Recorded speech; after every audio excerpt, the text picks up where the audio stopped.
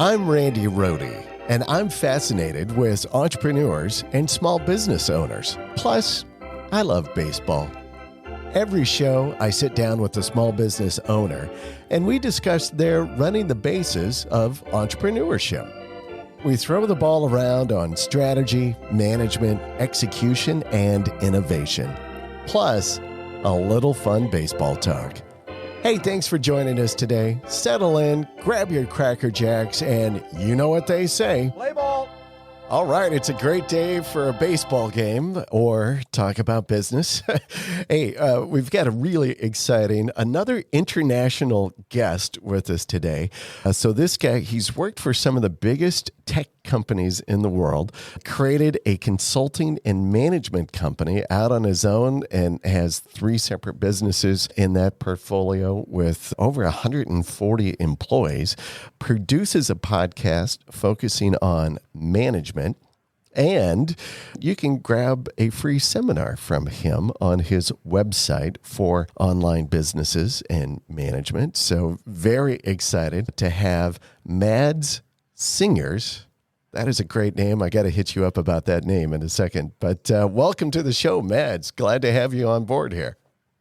Thank you very much, Randy. And I'm super excited to be here as well. Yeah. Okay, so just as we were chatting earlier, so you really have kind of lived all over the place, all over the world. Where do you call home now? So right now, the closest to call home is Vietnam. And I would say that's a little bit corona-fied. So luckily, Vietnam haven't got any corona, but my wife and I have been staying here for a bit over a year, kind of hiding it out, which is great. Typically, over the last few years, we've spent a lot of time in the Philippines. And prior to that, I've lived in sort of Eastern Europe, the UK, Ireland, and so on. So I've been a lot around. You've been around the neighborhood. Very good. All right. Definitely. So your name is fabulous. I love Mads. Is that is it short for something? Is it? I've never come across anybody intentionally called Mads. I've called people, you are just daft or mad, but you know, what is that name? Is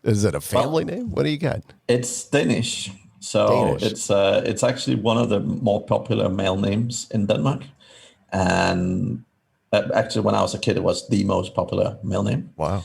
So not short for anything. In Denmark, we like short names, so make life simple. There's a similar version of the name in other languages, usually done with a T. So like in Sweden and Germany and so on, they have Matt or Matt. Okay, there we go. Again, thanks for coming on the show today, Mads. Tell us about your portfolio of businesses. Yeah. What are they? What do they do? Yeah, so basically, as you said, I used to work corporate for some cool companies like Xerox and IBM. Unlike most entrepreneurs, I loved my job. I loved managing lots of people, and I had a lot of fun with it. However, the key thing for me, and what's always made the biggest difference to me, is really the ability to help people and really change the world, to put it politely. And I obviously, managing hundreds of people, you do impact a lot of people's lives. But I found that going out on my own as a management coach, working with many, many businesses, I can really impact the world much bigger. And basically my mission is better management, right? I think pretty much anyone that have had a day job have had a bad manager. And it's not necessarily the person's fault. It's more a question that most companies absolutely suck at management training.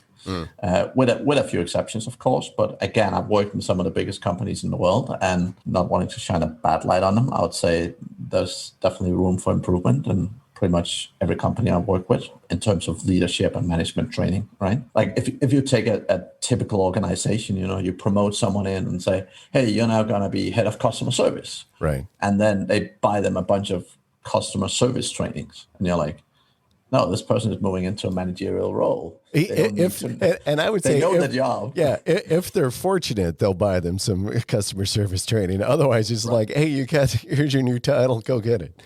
Right, and one of the things like that's very common. People always say, "Oh, but the best sales guy doesn't necessarily make the best sales manager." Right, and that is to some extent correct. However, if someone have the skill set to learn and to push themselves all the way to being the best sales guy or the best engineer or the best whatever, they generally also have the ability to learn management. Now, will they be the best manager from day one? Probably not. But most people weren't the best sales guy the first day on the job either. Right. So the reason, in my experience, that most of these best something doesn't work out as a good manager is really because it's a totally different thing. And if you get no support, you get no training, just like any other job role, you're probably not going to do very well. Right. So really my mission is really helping. And I primarily work with online business owners. I do have some brick and mortar clients, but I work mostly with online business owners, right? And really help them. I mean, some of these guys, I mean, there's some very young guys amongst them as well, but, suddenly people start a business, they've never managed staff, they have lots of success, and suddenly they find themselves having 5, 10, 20 people and have no idea how to manage them, right? And that's really where I love helping, right? Because the difference it makes, like teaching both the owner but also the sort of senior management team, good management makes such a huge difference, right? And like I see it every single day. I literally have clients talking about, their happiness and so on from changing their perspective, from changing like particularly the amount of time they work and so on and so forth.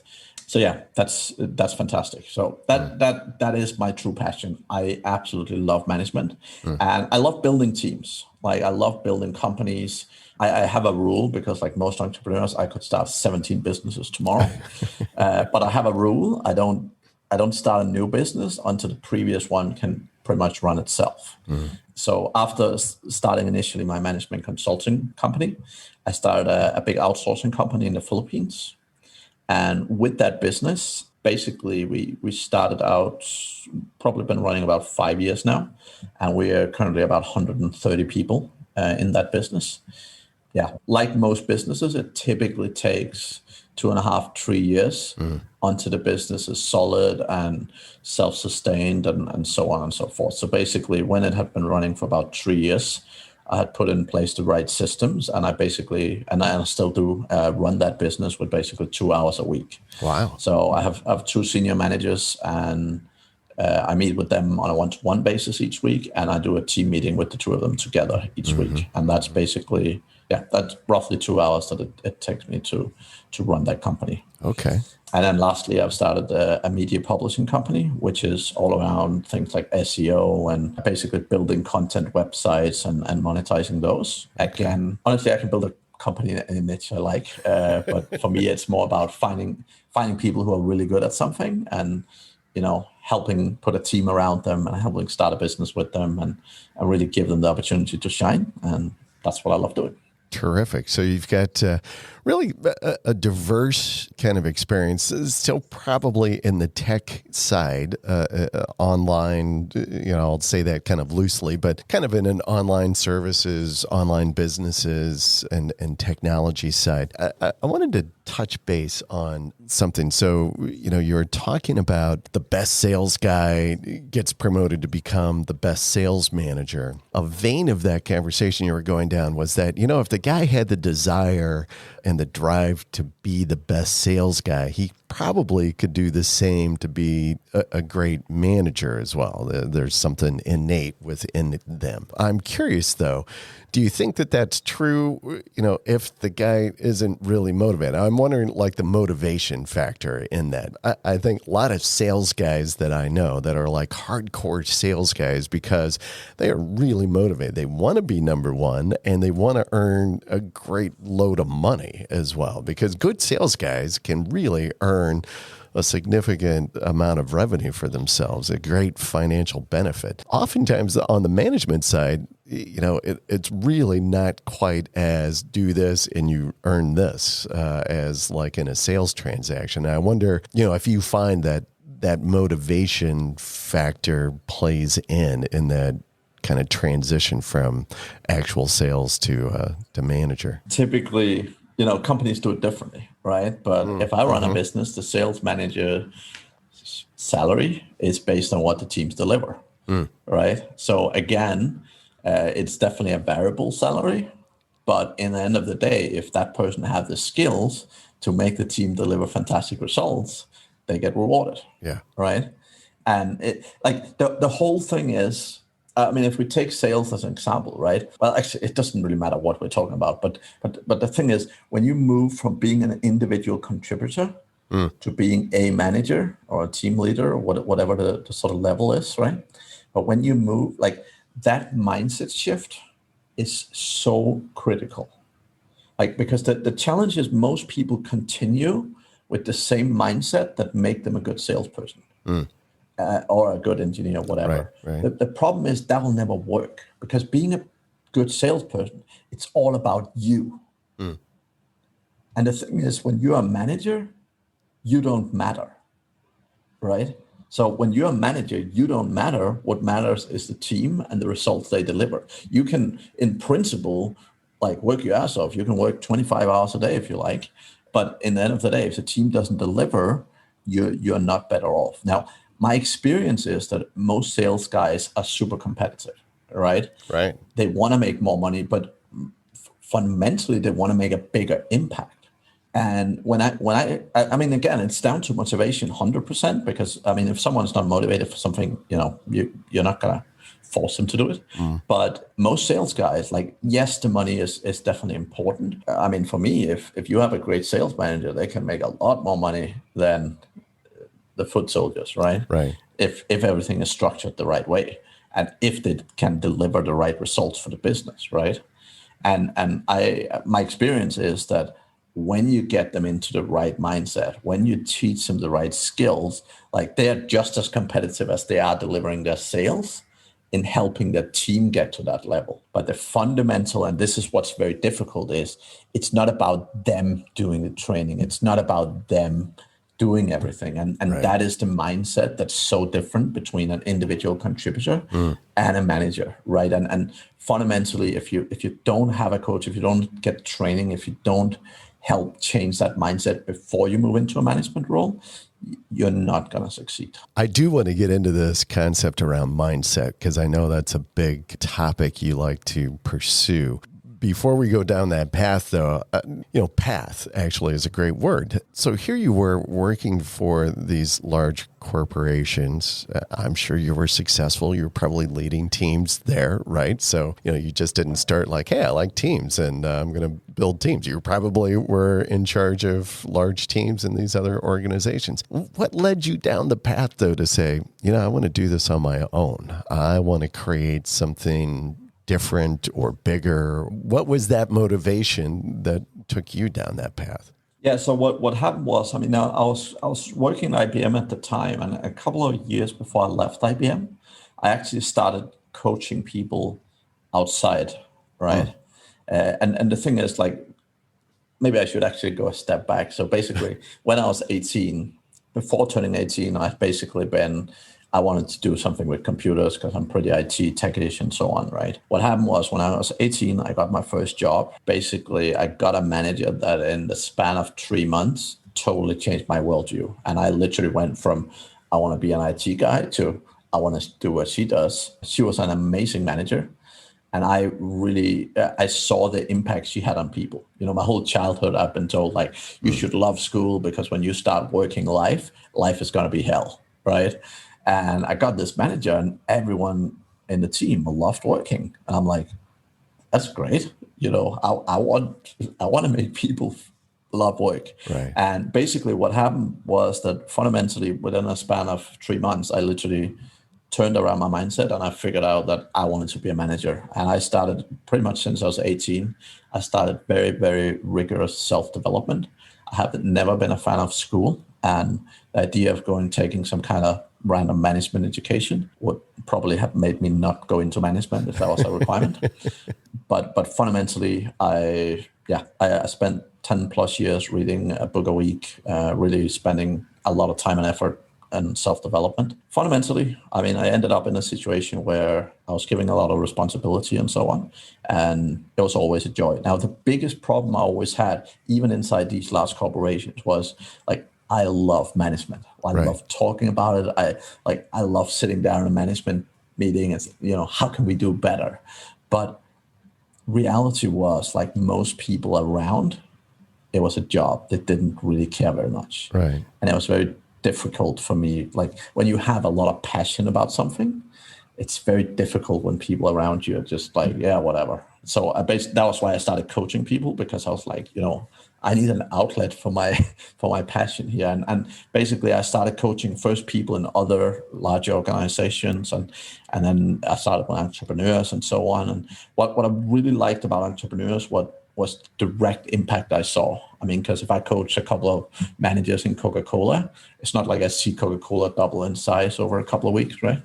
Whereas when I was coaching people in small businesses, like literally within 6-9 months, like sometimes a business double or triple.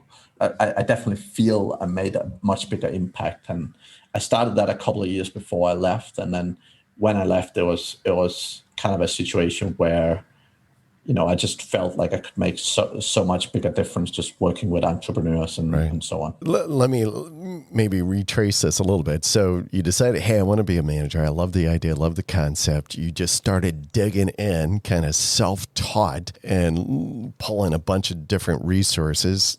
I'm sure in the various positions that you had, you probably kind of said, hey, this is going to be my kind of live lab.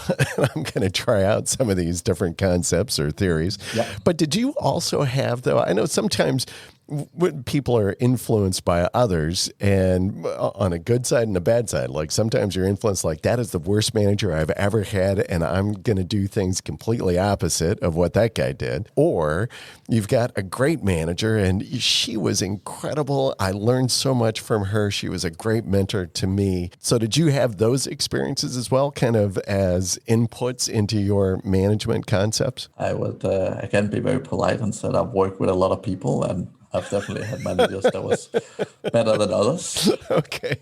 Yeah. Yeah. Okay. Enough said, right? Yeah. Okay.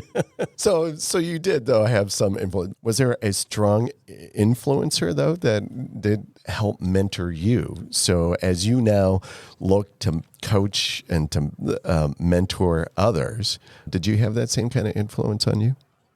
I mean, I was honestly, and I don't know where it comes from, to be honest with you, because, most 18-year-olds don't go gung-ho on personal development and so on. But literally, I mean, when I get the fire lit in my ass, and I was literally like, in the beginning, like I didn't know what books to read. Like I'll literally go into a library and be like, do you have anything on like management? No, I didn't know what I was doing. Right. I wasn't picking good books because I had no one to refer to and so on. What I started within the business, so we worked in various shifts, right? So many days when I finished my shift, I would literally go around to other managers in the company who were still working, and I'll be like, hey, can I sit and see what you're doing for an hour or something? And I'll get to know a bunch of the managers and team leaders and that kind of thing. And I would just constantly ask them, like, what do you learn management? Right. What did you do and how did you do it? And we had this internally in the company, there was this sort of virtual learning system. At this time, it was in the early 2000s. It was called Skillsoft, I think. So it was a fairly big one used by many companies. Yeah. And within the company, they had a learning and education department. And I think they said the most courses someone had ever taken on that platform was like 18. And basically in a couple of years, I did 248 or something like that. But and it you was still like all hold sorts the of record. like, here's a 4-hour thing about how to run a meeting. Here's a 2-hour thing of how to do this. So it was all like sort of quite specific things, but everything from a couple of hours to some of them was like multiple days. But yeah, that was... Okay. So you were still consuming. You were just like driving and consuming information. Even after all of these years, is there a book or a couple of books you're like, these were great books, I love these books? I think the one that makes the biggest difference for me was called First Break All the Rules by a guy called Marcus Buckingham. Okay. Yep. And I think the essence of that book is really that, management is not being a certain way. It's figuring out your own strengths and weaknesses and figuring out how you can become the best manager with those. Because the challenge that many people have is they look at like, Elon Musk or Steve Jobs, and they're like, I have to be like these guys, right? And the thing is, if you're not an asshole wanting to call your people at 3 a.m. in the morning, don't be like these guys, right?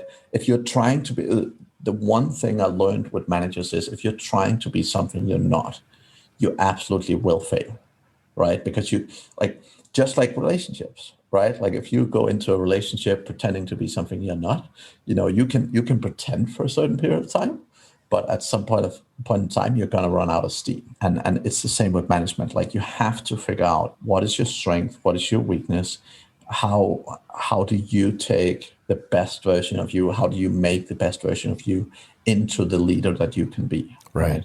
And that's really what I work, like a lot of my clients, that's really what I work with them on, because that is not a way that most people typically look at this. They're always like, oh, well, if you have to be a manager, like silly things like, oh, you can't be a friend with your people who work for you. I'm like, if you can't make the right decisions, if you are a friend with the people who work for you, totally correct, you shouldn't. But hey, many people can, right? So the whole point is that you need to figure out for yourself, what are the rules for you? Right. What are the things that work for you and what doesn't work for you? And how do you deliver the best result with who you are? I love that. Figure out what works for you. Peter Drecker. You ever read any of Peter Drecker? I love Peter Drucker. He's one of my all-time faves. Everything he... the one thing I would say with Drucker is, and I can understand it, most people find it a little bit boring. Like it's very logic, it's very dry. He's right? A little dry, yeah. I would say The Effective Executive is probably his most condensed book, and it's not too long. I mean, some of his book is like 500, 800 pages. No, I love The Effective Executive is probably like a perennial bestseller, I would imagine. Yeah. But something like The Effective Executive is fantastic, right? But yeah, I have a few others. Marshall Goldsmith, what's it called? Oh yeah, Goldsmith. What got you here won't get you there. Right. And he's still very active. He posts a lot of stuff out on LinkedIn, and he's still churning out content. But what got you here won't get you there is also a fantastic book. I would say particular if you're a very assertive person. I've used a lot of the learnings from that book in terms of helping people who, sometimes make a lot of enemies or sometimes piss people off and so on. There's a lot of very good workable advice in that book. Also, I mean, Dale Carnegie, How to Win Friends and Influence People, also a fantastic book. But yeah, good. I could talk books for hours because similar to you, especially earlier in my career, I just consumed business and management books. I mean, I was like, just like that. Every other week, I was like picking up a new book and reading all kinds of stuff. So here's the thing that it took me a while to learn it, right? But I got most of the theory before I could use it. And here's the thing, it worked well for me because very often when I made a mistake or I didn't get the output I expected, it was very easy for me to see what I did wrong.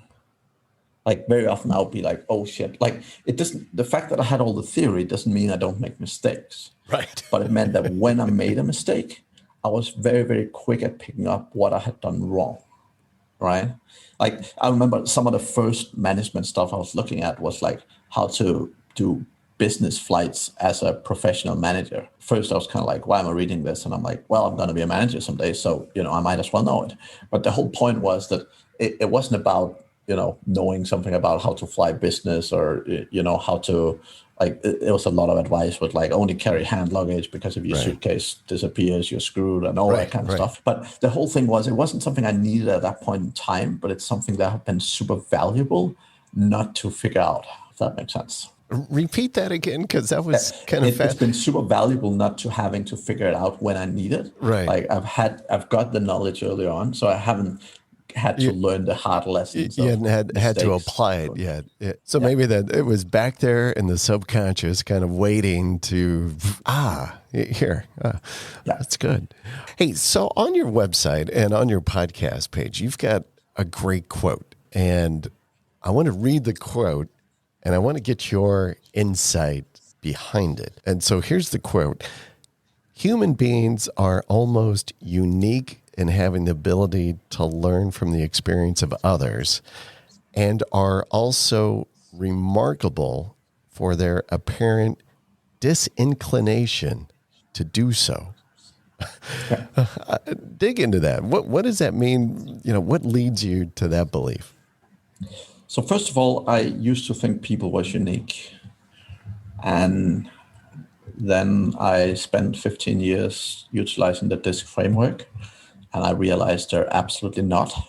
That said, though, I think when you wake up from that surprise and realize how predictable you are and how predictable people around you are, that's a valuable lesson to learn. I think, again, particularly around the learning aspect, right, it comes back to this management stuff. Like, so many people have gone down the road, but so many people are doing it. Like, so many small business owners literally have no idea what they're doing in management. So many people around who have learned the lessons the hard way, but so many small business owners who isn't spending the time to grow themselves. Fundamentally, like, I have a course on management, right? And it's literally like 4 or 5 hours. We're not talking 17 weeks or, a year's training. Like, we're talking 4 or 5 hours. That's going to help significantly in terms of mindset, in terms of the most critical processes and so on. It isn't rocket science in that degree, right? Like, it's not like you can become significantly better with a relatively small investment of time. So, and you mentioned about your courses and stuff, and I just want to remind people they can go to your website, madsingers.com, check out your various courses and your free seminar that you're giving away there as well. So with this, that people are really actually are predictable, and that sometimes they consume this content, but they don't apply it, this disinclination, as you say.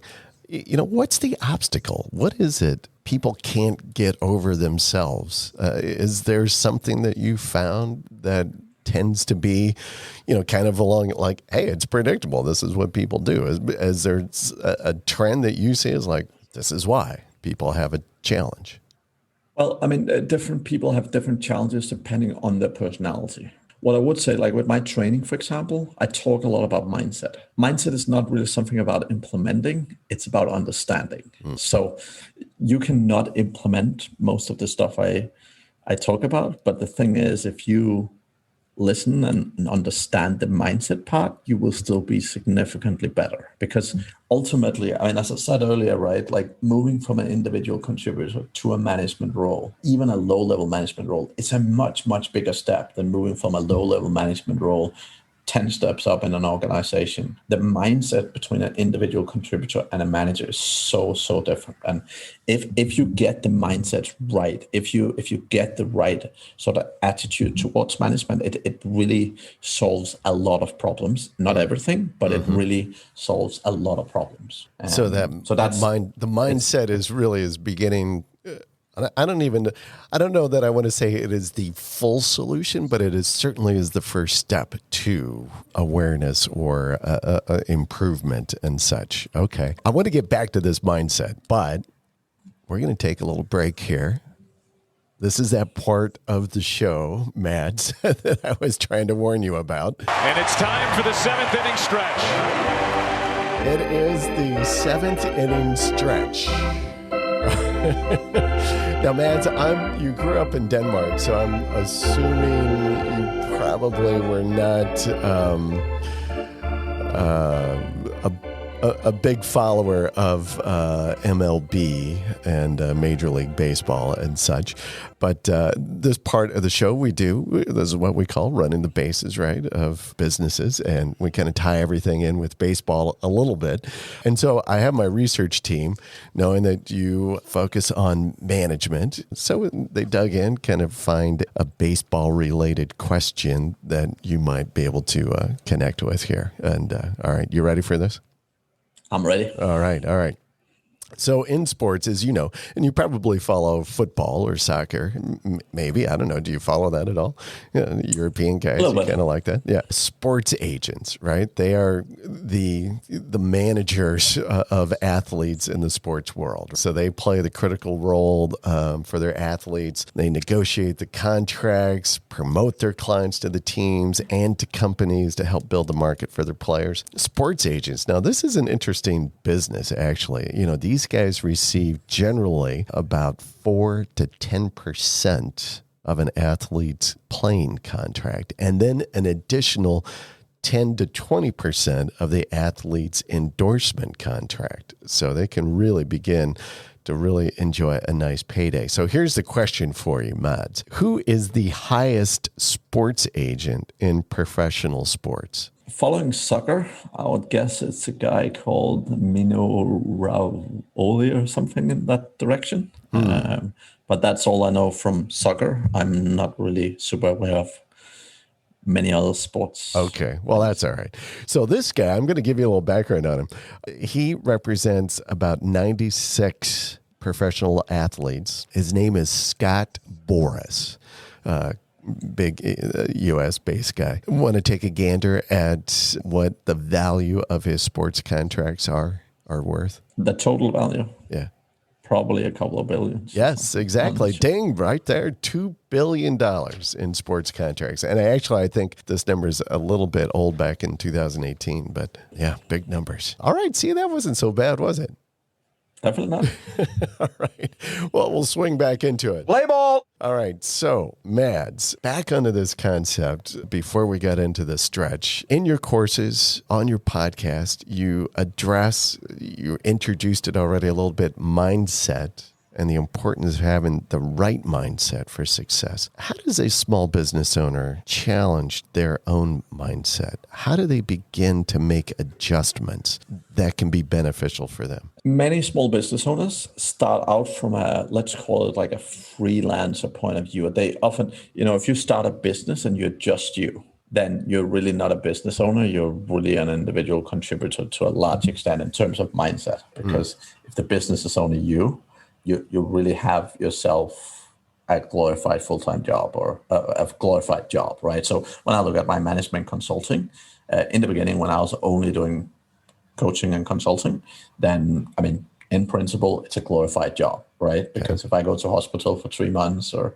whatever, no money comes in. So fundamentally, the key change in mindset really needs to happen around expansion, right? And making the company ready for expansion.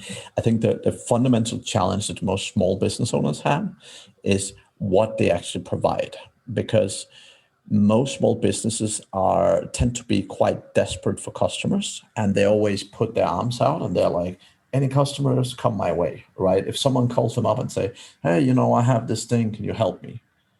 99% of the time, even if it's something people never done, they keep saying yes. And the problem is that mindset it will make you a little bit of money short term, but it's not building your business longer term. The way I look at a business, particularly a small business, is it is the execution of a particular process in a narrow niche. So that means you have it.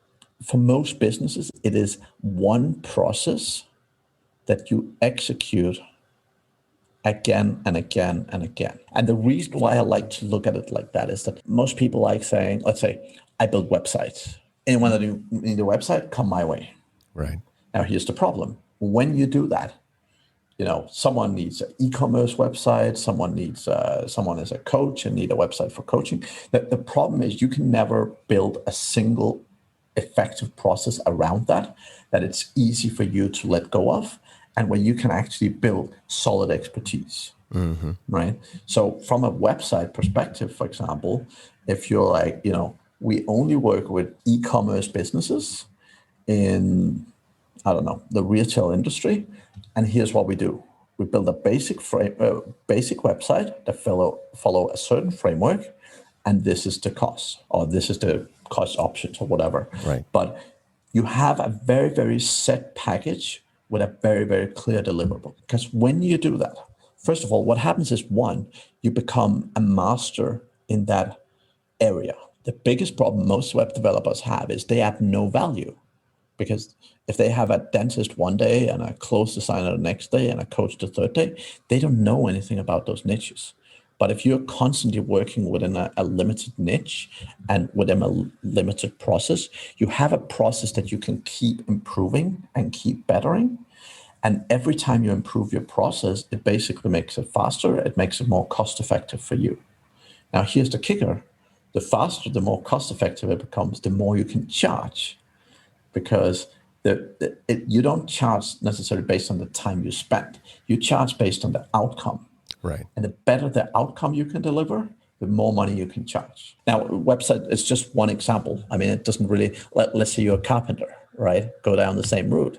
And most carpenters like, yeah, I can do anything with wood and nails and screws and whatever. Now, here's the thing. If you go in and specialize and say, I only do roofs, or I only do, I don't know, build a garage or whatever.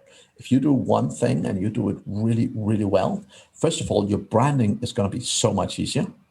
Two, your marketing is going to be so much easier, because you're not like, I do stuff with wood. Anyone needs stuff with wood. If you're like, hey, I build, garages, and here's the last 17 garages I built. Do you need one? So both in terms of aggressive marketing, going out and trying to pitch clients, but also in terms of inbound marketing, you're so much easier finding clients. And I mean, web development is probably one of the worst examples of how people do it. I think most people on planet Earth probably get 3 emails a week saying, hey, do you need a website? We build websites, right? And it's like, there's no value in these things. Now, if I got an email saying, whatever, I build website for coaches, here's the last 10 coaches I work with, here's the results I gave for them, that would be interesting. But when someone is just like, spamming out, this is what I do, this is what I do. Like, it's a little bit like a carpenter standing on the corner of a street saying, hey, I'm a carpenter, or hey, I'm a carpenter. If you're out there and it's difficult to scale, but the more that you would narrow and your focus, specialize, define the processes, get that expertise, whether you use your example of the website developer or the carpenter. Maybe we'll use the carpenter because that might be a little more relative to everybody. That, as that carpenter says, we are specializing in roofing, then that ability to scale. And so instead of just Randy the roofer out there and I'm doing every project, but then the more expert that I get, the more process that I can define, then it's easier to show somebody, train somebody, this is how we do it. This is our standards of operation. And so that now I've got Randy and Phil out there as well doing roofing jobs, and I can begin to focus on other aspects of building the business and scaling, right? Is that... Exactly. And the key thing here is most business owners that I start working with that tells me I'm the only one in my company that can do it, fundamentally, again, they don't have a business, because if they are out of commission for a period of time, life sucks. So as a business owner, if you're not just building yourself a glorified job, if you want to build a business, you have to scale down on the processes, because the reason why it's only you, again, if you're a carpenter running around doing all sorts of different jobs, you're the only one who knows how to give a quote because, you have some kind of way of doing it, right? You're the only one that can piece different pieces together. But if you have a solid process, that also helps you to do a quote, because if you have a solid process, you know exactly how long it takes you, how much it costs you, and that enables you to give a quote. Yeah, it is very much about bringing in sort of these small, narrow processes and really mastering them. Now, the thing is, when you master a process, when you have a solid business that's running with a solid process and you have a team doing it for you, yes, then you can go and add another process perhaps.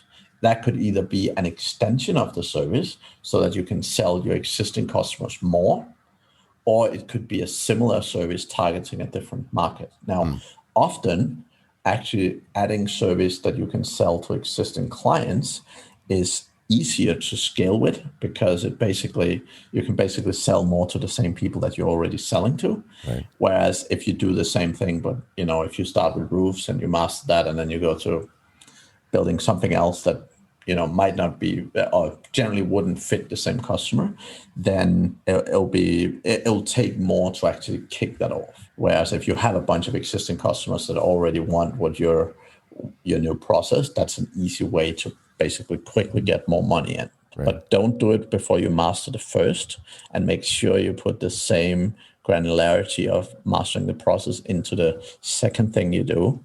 And again, when you then master that, then you can do more. And you go, right? and then it realistically, moves, right. There's huge companies that run on one process.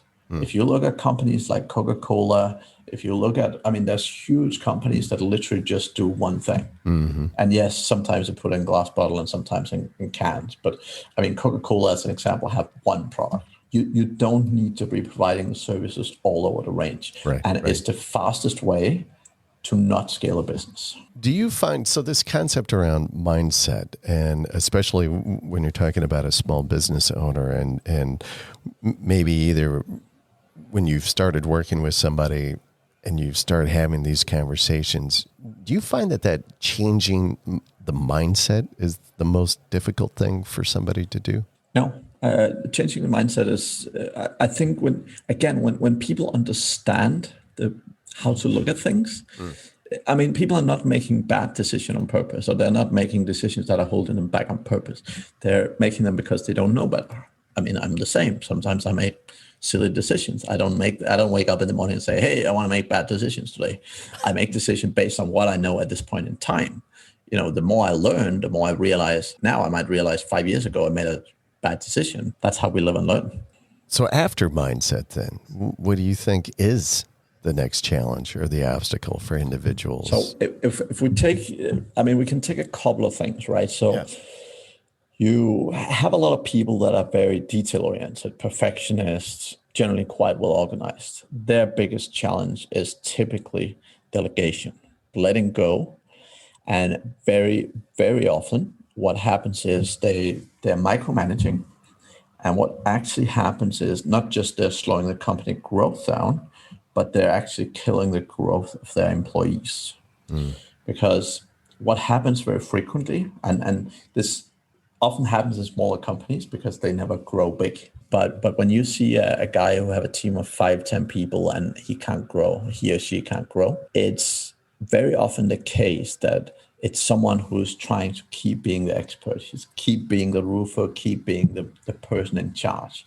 Is like a good example, and I ask clients for this. If you open their computer and you're constantly seeing their employees like asking questions like, I have this problem, what should I do? I have this problem, what should I do?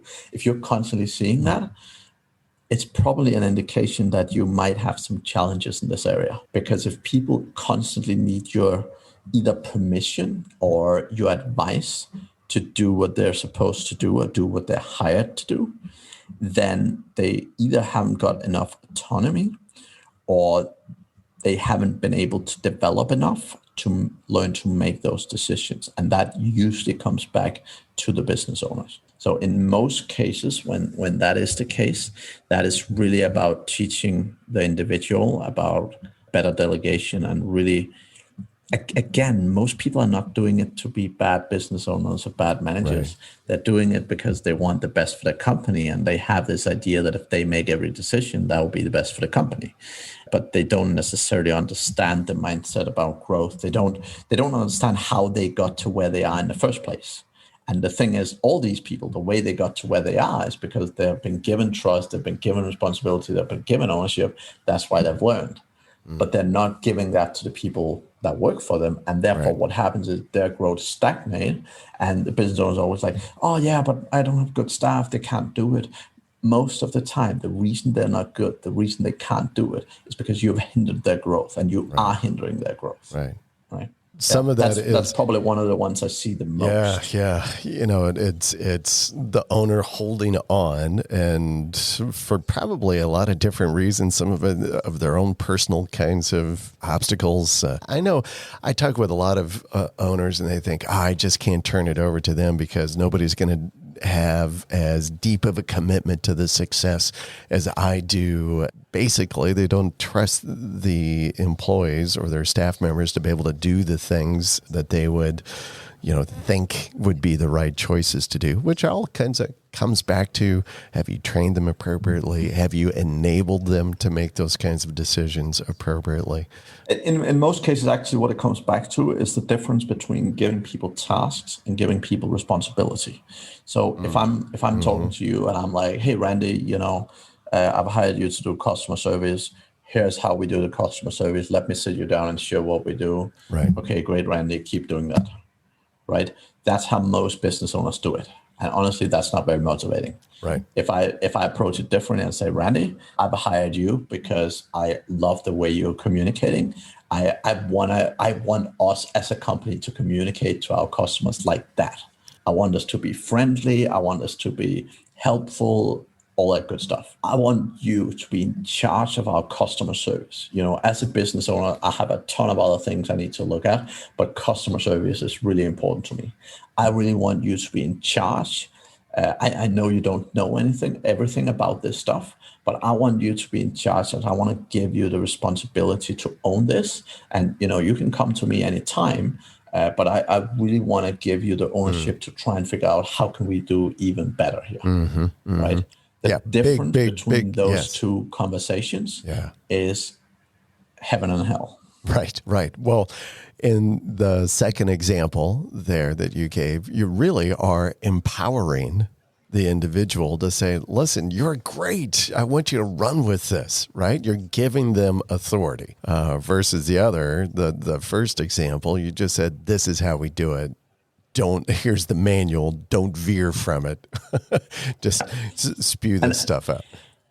And the key thing is, most of the business owners, again, that have this problem, they often say like, oh, my people have no initiative. They're not bringing up ideas. They're not telling me how we can improve, because you've taken it all from them. Right. And that is fundamentally what you do when you're not empowering people. Yeah. Right? Oh, this is terrific stuff. Mads, I think we could talk for hours on this concept. I'm sure you could specifically. Definitely. So I want to get back. You're offering this free seminar on your website, madsingers.com. What's the seminar about? Can you give a little flavor of what that's about in case people would like to go in and check it out? Sure.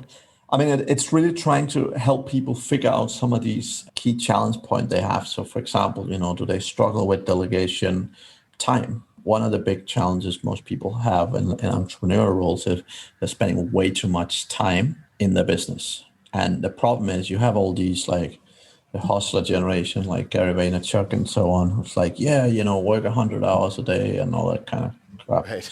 And the problem is, if you work more than 8-9 hours a day, right, the next day your input is going to suck, right? I mean, you can have a day here and there where you work 10-12 hours. Okay, fair enough. But fundamentally, the amount of business owners that are making bad decisions, who are doing really poor work because they're working too many hours on the wrong things is scary, right? So that's one of the things that I talk a lot about. And really, again, it's helping figure out what is your sort of key pain points, what is your kind of key problems, where is it you struggle? Because people have different struggles, right? And they have different things that they're fighting with. So that's really what it's about. All right.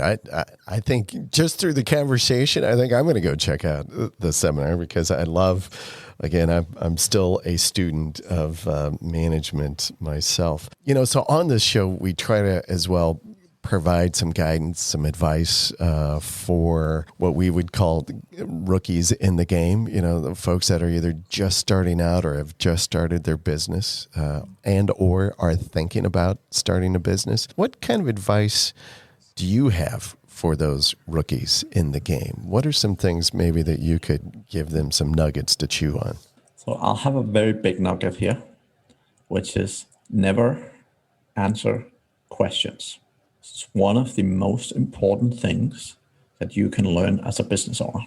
Now, and it comes back to the delegation chat we had earlier a little bit. The fundamental here is, again, most business owners end up as the oracle that solves all problems because they, not on purpose, but by accident, built a process in most of their staff's mind to go to the business owner when they have something they don't know what to do. So, for example, if I come to you and say, Randy, I have this customer, he wants a refund, should I give it to him or not? And problem is most business owners answer that question. Right. Now, what happens next time I have that exact same issue, I'll be like, last time I had this problem, I ran to Randy. Let me do that again. So I come back to you and say, Randy, this customer wants a refund. What do I do?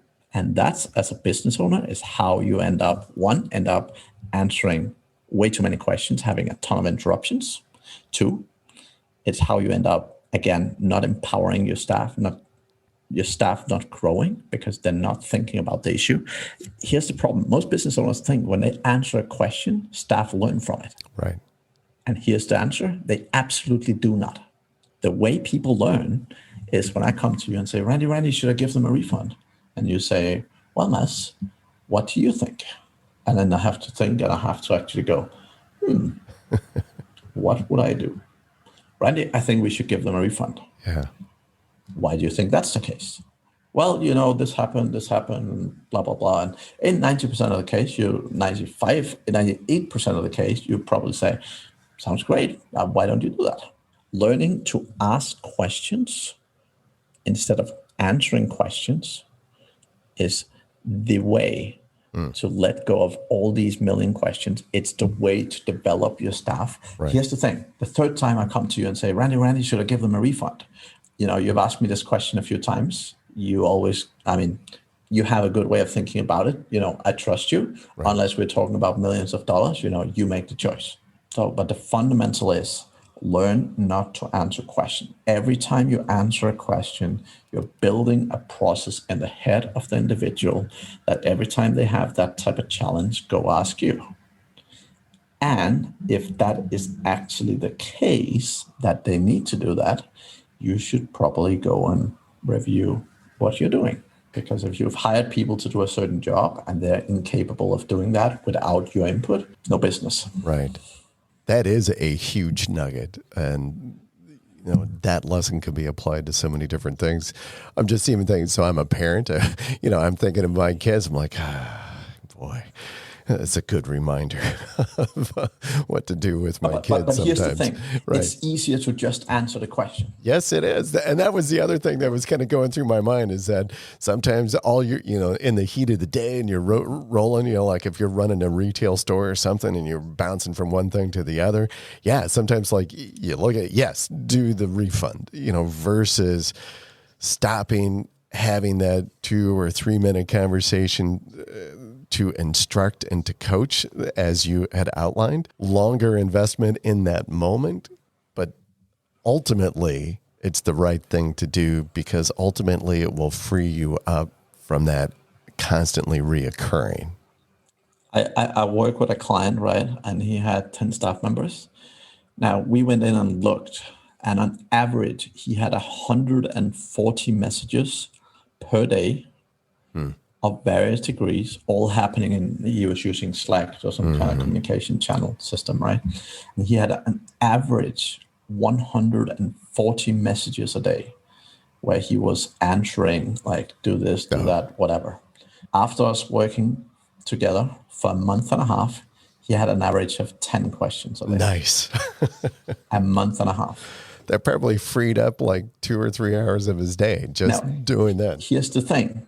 His staff became so much better because they felt empowered. They were learning. Yeah. Oh, that's great. Wow. Thank you, Mads, for being on the show. That is fabulous. Just so great to have you here today. Thank you for the time, for joining us all the way from Vietnam. That is I think you're the first guest we've had that's located in Vietnam anyway. So that is wonderful. And again, I'll remind folks they can go to Mads Singers, madssingers.com. There's 2 S's in the middle of that. And check out your various seminars. You've got a free seminar on there. Your podcast is on the site as well, where you've got some really great conversations with a lot of great people on there and talking about management. And again, Mads, just thanks for being on the show. I appreciate it. Been a Absolutely, my pleasure. Real pleasure. Love sharing. Yeah, very good. All right. And so as we say, that's the ball game. So thanks for joining us today. And if you liked our show, hey, please tell your friends, subscribe, and of course, we'd love your review. Running the Bases with Small Businesses is brought to you by 38 Digital Market, a digital marketing agency committed to client growth with lead generation, higher conversions, and increased sales.